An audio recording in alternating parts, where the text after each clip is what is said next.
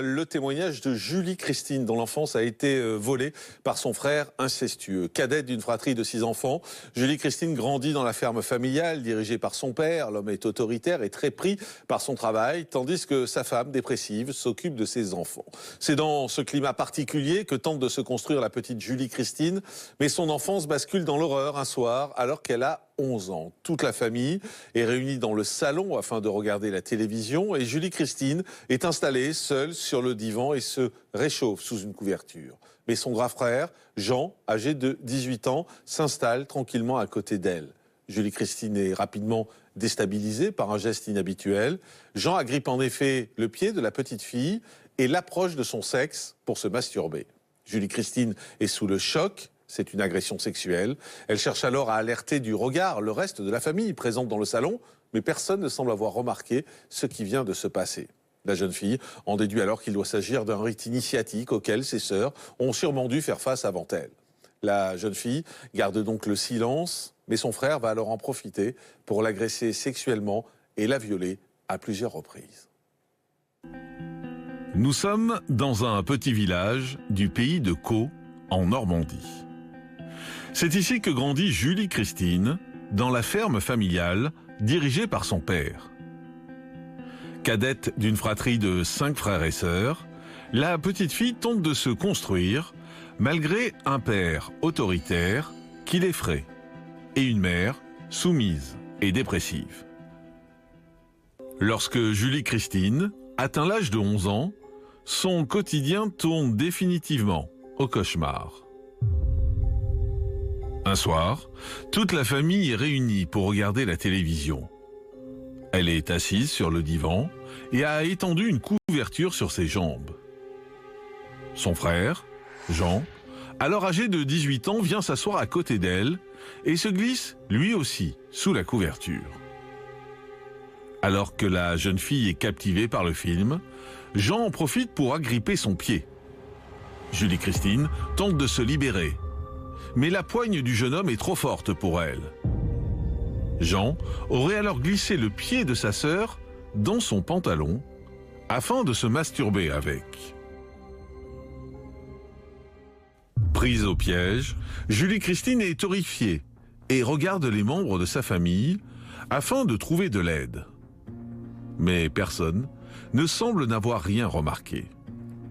Pourtant, la jeune fille est persuadée qu'il est impossible que ses parents n'aient rien vu. Elle se dit alors que si ses parents n'ont pas réagi, c'est sûrement qu'ils cautionnent le geste de son frère. Cette agression est en fait la première d'une longue série. Certains matins, Jean s'invite désormais dans la chambre de Julie Christine, qui dort avec l'une de ses sœurs. L'adolescent prend la main de la petite fille sous les draps pour la forcer à le masturber. À chacune de ces intrusions, Julie Christine fait semblant de dormir. Un matin, elle va même surprendre son frère en train de reproduire le même geste sur sa sœur. Mais les deux sœurs ne parlent pas entre elles de ce qu'elles subissent. Un silence qui permet à Jean d'aller encore plus loin.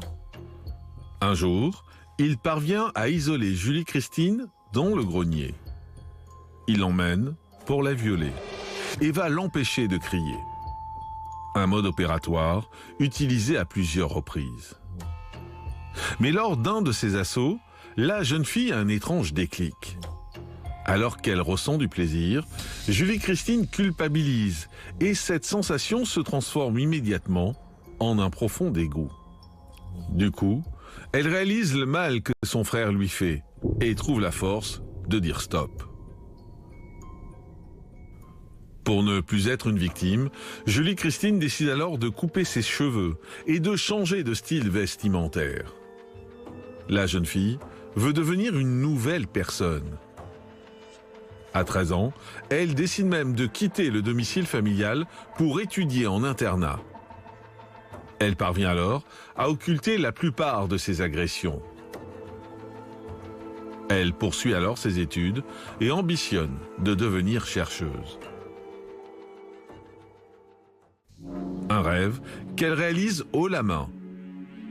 À 25 ans, Elle vit et travaille désormais à Montréal. Mais si tout semble aller pour le mieux, un profond malaise la ronge. Julie Christine commence alors une thérapie. Et soudain, ses souvenirs horribles remontent à la surface.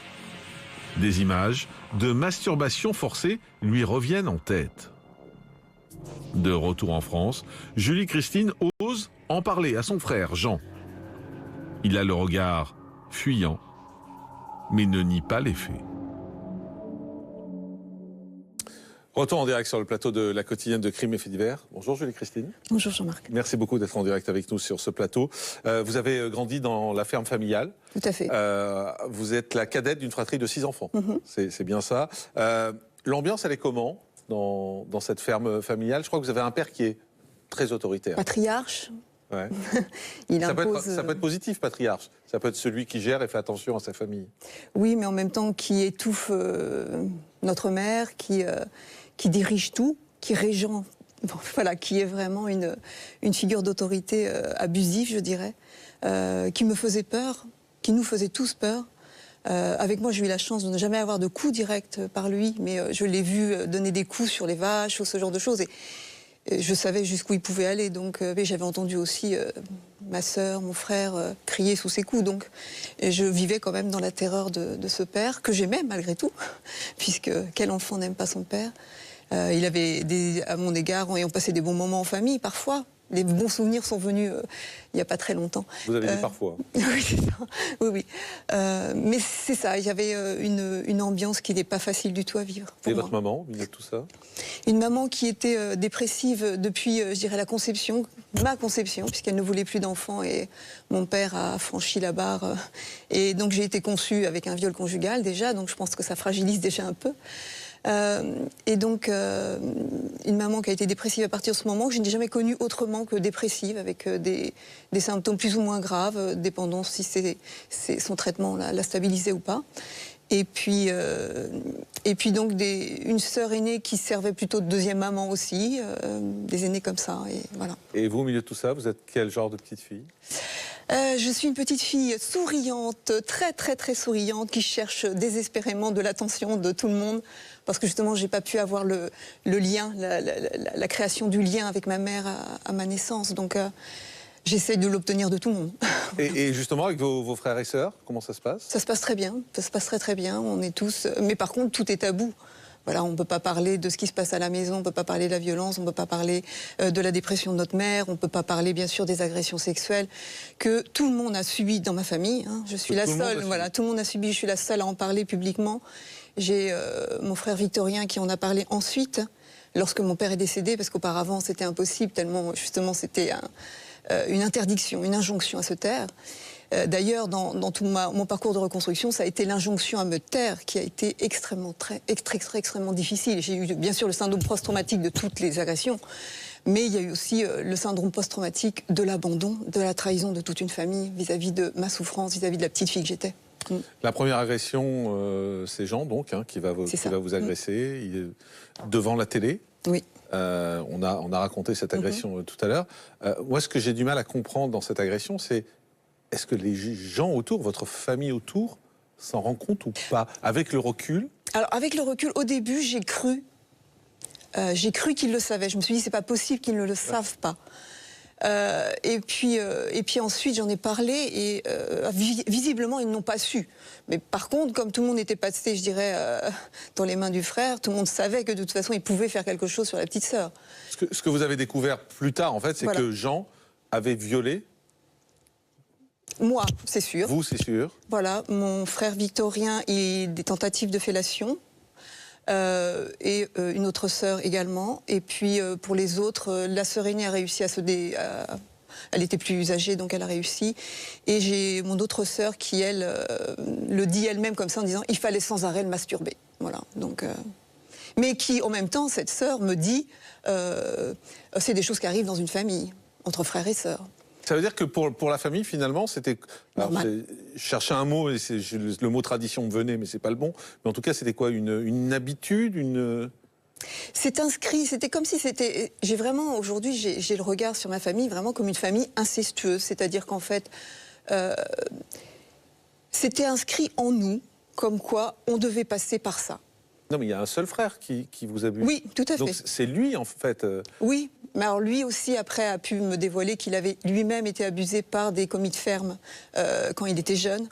Donc il y a quelque chose, et qu'il n'en avait jamais parlé. Il en a parlé parce que justement, je l'ai poussé à essayer de parler de tout ça. Bon, à part ça, il n'a pas dit grand-chose, mais il a au moins dit que lui aussi était passé par cette chose. J'en ai parlé à ma mère qui avait beaucoup de symptômes qui ressemblaient vraiment à un syndrome de trauma complexe. Et je lui ai dit, mais toi-même, t'as pas subi ça? Elle baissait les yeux, elle a raccroché au nez. Donc il y avait vraiment quelque chose qui faisait que je crois qu'on est nés tous avec ce climat incestueux et incestuel très présent dans la famille. Voilà. Mais ce qui est surprenant, c'est votre papa au milieu, parce que vous l'avez décrit comme un homme fort, un homme de caractère. Comment il pouvait supporter ça dans sa famille? Alors ça, c'est un truc que j'ai pas du tout compris, parce qu'en fait, et c'est là où j'ai même mis en doute qu'il pouvait être incestueux lui-même, qu'il avait pu être incestueux avec sa sœur, une de ses sœurs, qui elle-même était en très grande souffrance psychologique. Quand j'ai écrit à sa sœur, d'ailleurs, à ma tante, elle m'a répondu, mais sans jamais parler justement de ça, en disant simplement il faut pardonner, puis c'est tout. Voilà. Donc il y a vraiment parce que mon père était vraiment protecteur de ses enfants. Oui. Il était très protecteur de ses enfants. Si je revenais de l'école en disant qu'un professeur m'avait humilié, il était là en disant tu te laisses pas faire. Bon, voilà, il était protecteur. Mais dès lors que j'ai parlé des crimes incestueux, ça a été complètement l'inverse qui est arrivé, et c'est moi qui étais la coupable d'en parler. Voilà. Ce frère Jean, avec le recul aujourd'hui, vous dites quoi? C'est un malade? J'aime pas ce terme de malade. J'aime pas ce terme de malade dans le sens où on est... Mais quelque part, oui, il y a une psychopathologie.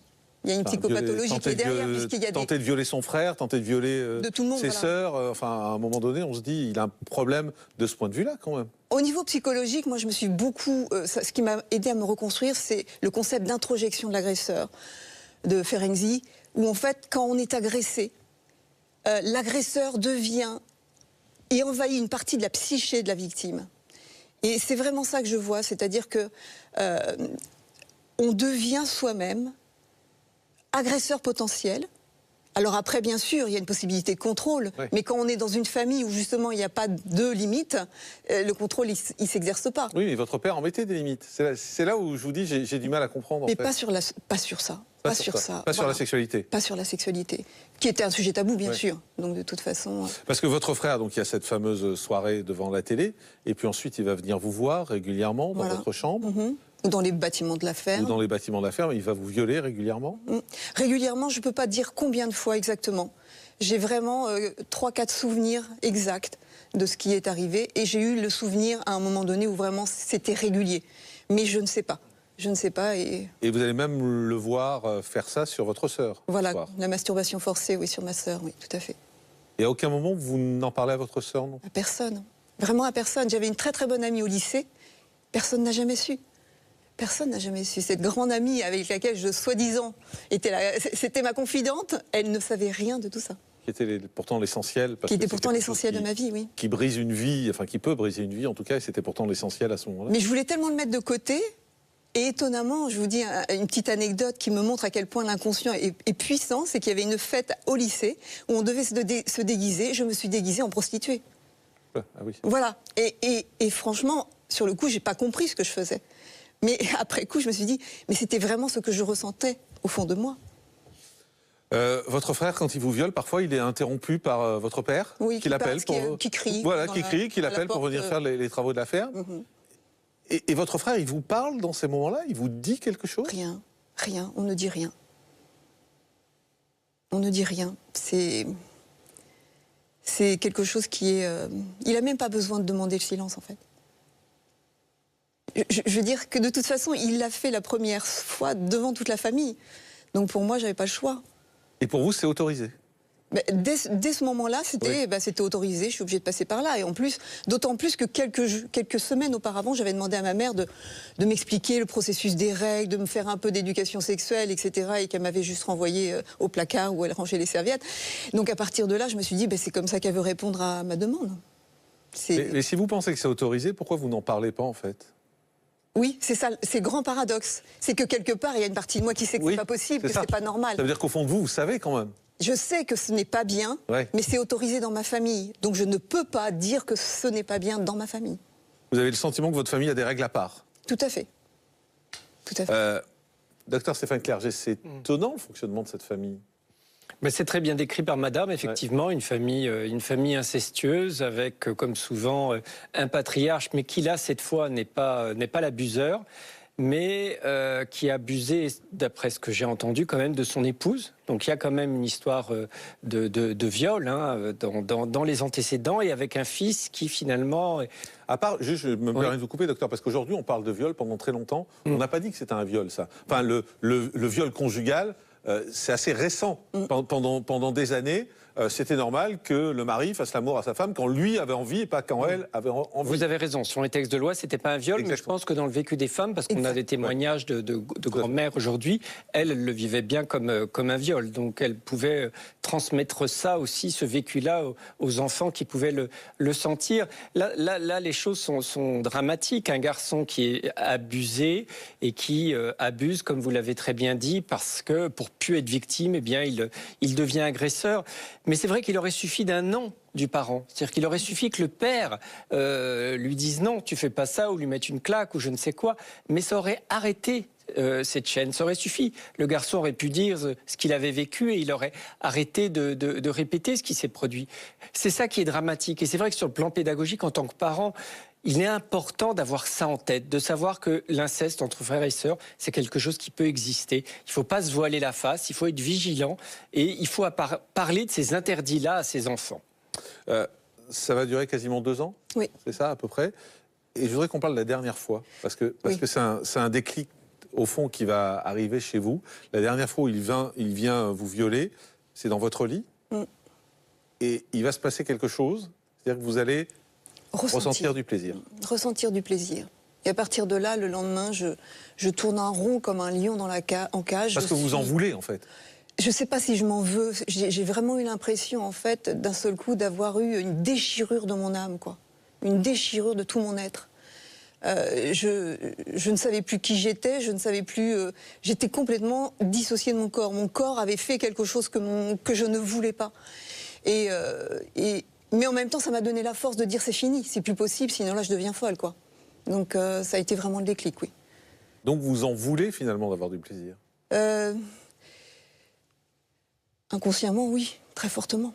Très très fortement. Je veux passer à autre chose, je veux oublier tout ça. Je veux vraiment repartir sur de bonnes bases, sur une autre vie. Et j'étais déjà une étudiante, une élève très assidue, et là c'est la tête dans les études à fond.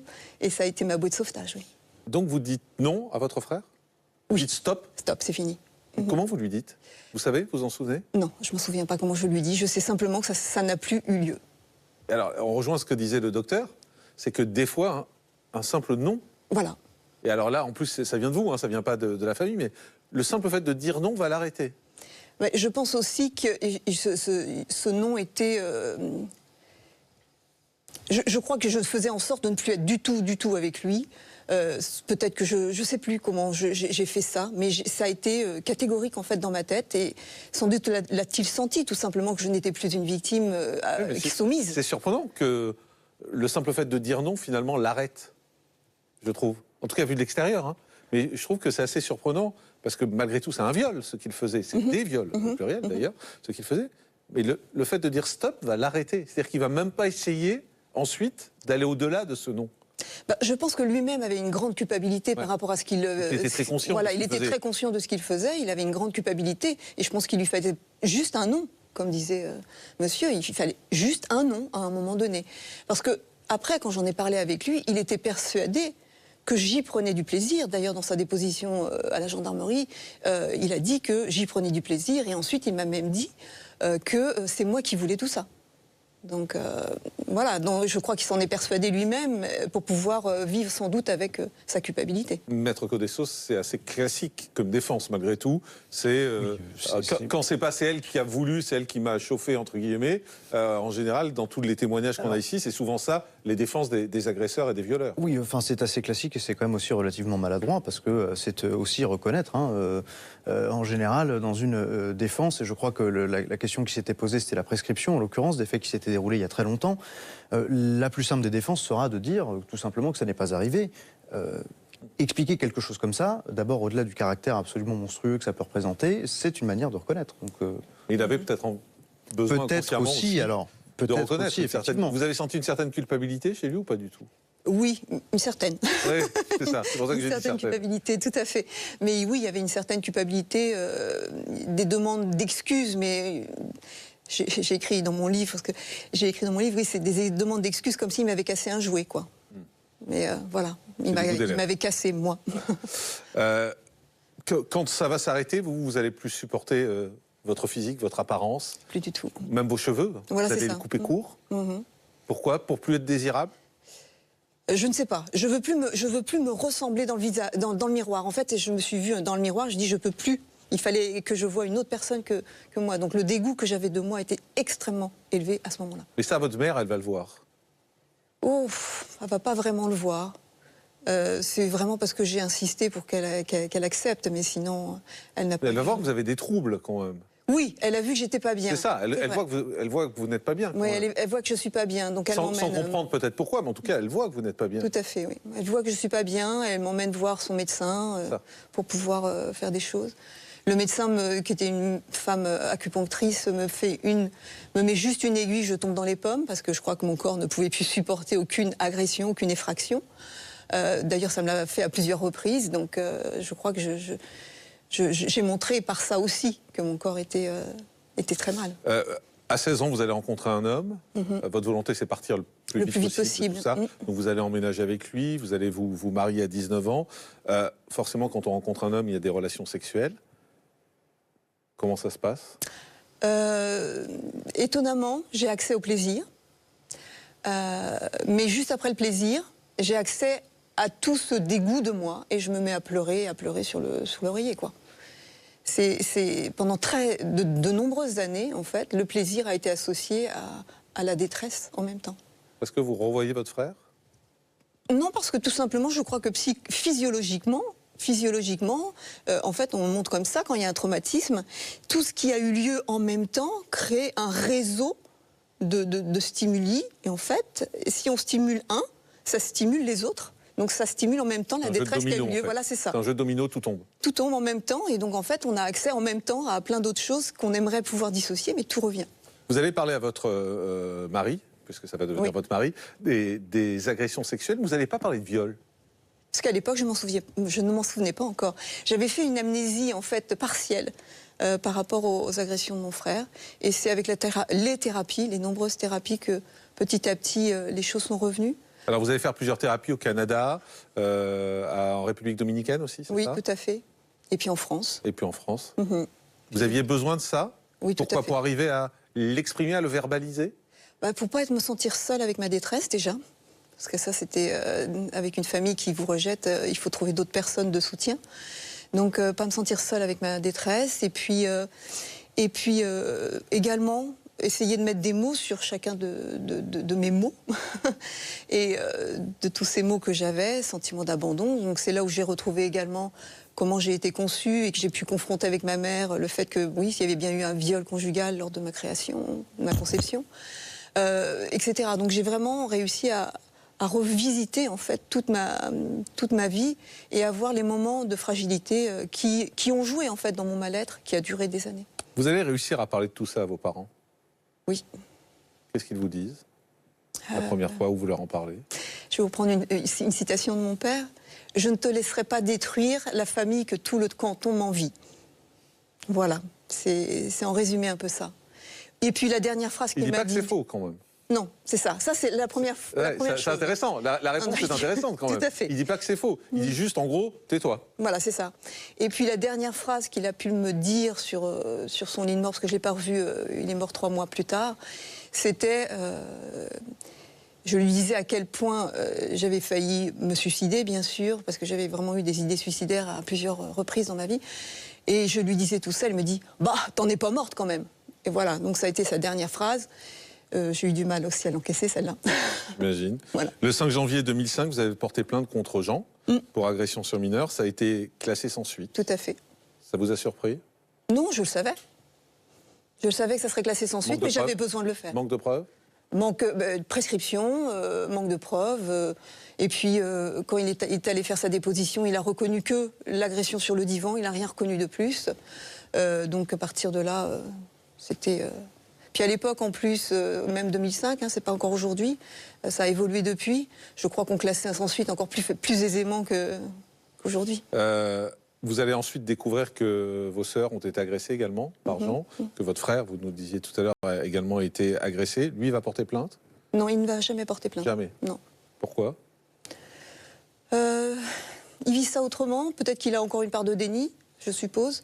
Mais de toute façon, il y a prescription. Alors peut-être que... Moi, j'ai eu besoin d'avoir une autorité qui me dise « c'est sérieux ce que vous avez vécu, c'est un crime ». Et même s'il y a eu prescription, on me disait qu'il y avait quand même des éléments pour dire que c'était sérieux ce qui s'était passé. Symbole, voilà, en fait. donc ça faisait la quand même du bien. reconnaissance de victime. Reconnaissance par une autorité. Vous parliez du non. Ouais. Reconnaissance d'une autorité qui dise ce non enfin. Donc j'ai eu besoin de le faire. Je crois que mon frère n'a pas besoin de le faire, mes sœurs n'ont pas besoin de le faire, chacun son chemin. Je sais quand même qu'ils sont toujours dans le déni d'une partie. Sans doute mon frère Victorien est celui qui est le moins dans le déni pour l'instant, oui. Vous leur parlez à vos frères et sœurs de ça? À Victorien. Ouais, c'est tout. Oui. Et Jean? Ah, Jean, ça fait longtemps que je ne l'ai pas vu. La dernière fois, c'était oui, c'était chez le notaire pour la signature de la succession. Vous pensez à lui parfois?